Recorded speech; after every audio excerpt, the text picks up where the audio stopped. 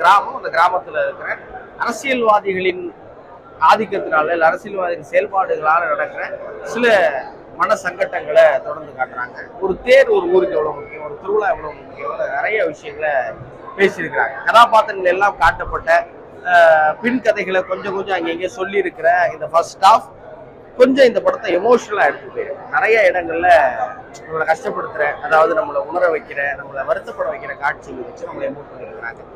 Rajinikanth sir அவர்கள், super star அவர்கள் ஒரு சில இடத்துல வராங்க. அந்த இடம் ஏஆர் ரஹ்மான் சாருடைய மியூசிக்ல ரொம்ப அற்புதமா இருக்கு. அதிகப்படியான அல்லது எல்லா காட்சிகள்லையும் ரஜினிகாந்த் அவர்கள் இல்லாட்டியும் இது ரஜினிகாந்த் படம் தாண்டாங்கிற ஃபீலை நமக்கு அங்கங்க கொடுத்துட்டே இருக்கிறாங்க. செகண்ட் ஹாஃப் இந்த படம் என்ன பேச வருது, இது எதன் அரசியலை ஆழமா அழுத்தமா சொல்ல விரும்புதுங்கிறத பொறுத்திருந்து பார்க்கலாம். மத அரசியலையும் மக்களுடைய மனிதநேயத்தையும் பற்றி பேசுகிற லால் சலாம் ஃபர்ஸ்ட் ஹாஃப் எமோஷனலாகவும் ரஜினிகாந்த் அவர்களுடைய மாஸ் காட்சிகளாகவும்